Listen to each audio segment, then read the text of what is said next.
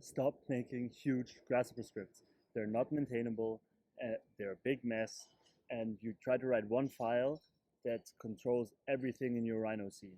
Instead, we're introducing Grasshopper modifiers, taking inspiration from Blender modifiers that allow you to add scripting logic and transformations on a per object basis, and also layer and combine them and then rearrange them as you need. We built this for Grasshopper. As part of the ATN AEC Tech Hackathon last weekend in London, we built Cascade. It's a Grasshopper plugin that's open source on GitHub right now. And it's a very simple way to orchestrate Grasshopper scripts together and let you activate and deactivate them and build a really complex logic from small maintainable bits. Let me walk you through it. If you open Rhino with Cascade, you will see every object that you click will get this Cascade tab here. And that allows you to apply modifiers or logic to it. So I might want to do an early feasibility study here or volume study, and I already have my box selected. Now, we made Cascade with a bunch of Grasshopper scripts already for you to try. So I'm going to go look at these, and I can pick one, like, let's say, a taper. And you can see that applies a taper to my object. So now I have a tapered object, but I also still have a wireframe preview of the actual underlying controlling Rhino object. And if I open up the taper here, you can see it exposes some parameters. And I can change those, and we can see the taper changing. But it doesn't stop there. This is just where it gets interesting. I can now add more modifiers in any order that I want. Like, let's say I want to do I want to cut out a core. So let me do a solid difference and then show this other object that I have hidden. And then the solid difference lets me pick the geometry that is cutting out of our volume. And then if I hide it again, you can see we now have a cut in our box volume. So we've now added, on top of the taper, we've added another piece of logic that is the solid difference. And of course, if I want to now, I can keep going. And I'm going to use the modifiers here to just cut this into floor plates with the cut floor plates modifier. There you go. And of course, the underlying Rhino geometry still controls everything. So if I go, for example, to push-pull and modify the Rhino geometry, everything updates, and I have all of the modifiers applied again. Now I will move the core so it also works for our new geometry. And if I want my modifier to update after moving the reference object, I just click this update button here. Great.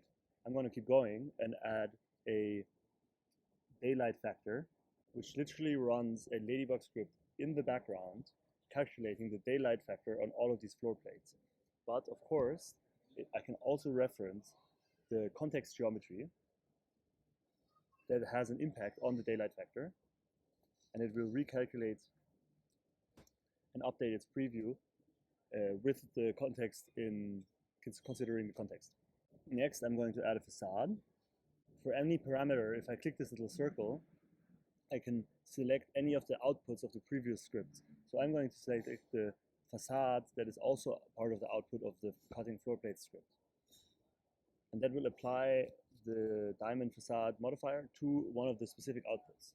If I want to keep working on this, I can just turn off the Ladybug calculation and then go back into my, let's say, push-pull and keep working on my model.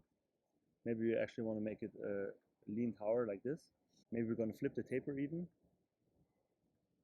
Taper it upwards, like this. I can just turn on the daylight factor by clicking that tick again. So you can really see how orchestrating and flipping the order of these modifiers can be a really, really powerful tool to manage really complex objects and scenes without having one big Grasshopper script that needs to do all the work. Now, my favorite thing in how we built this project is that for any of the modifiers, you can always just click on the edit button right here, and it will open up that exact modifier in Grasshopper and show you the entire logic that's behind it. So the way that to expose inputs in the UI here on the right is by simply putting them in the group named inputs. And the way to expose outputs and pass them on to the next modifier is simply by making them part of the outputs group. And if we look at the floor plates cutting modifier, you can see that adding any other geometry to the output group that is not nicknamed geom out, but anything else, will make that geometry, will publish that geometry to any downstream modifier consumer. And we can actually say the amount that we have a taper should depend on the amount that we're twisting. So you can hook these two values together because the twist actually advertises his rotation output, which we can then feed into the taper. And now the taper is dependent on the twist, which means that if we update the twist, the taper will also change. You can see it's more narrow, and now it goes away.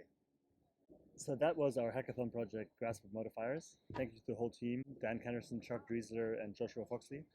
I had a blast, and if you're interested in this project, check it out on GitHub, reach out if you want to contribute, and I think this is a really compelling paradigm to make Grasshopper less of a one big file to rule them all, and more of a bunch of small little scripts that we can all use on objects in our scene. Thanks.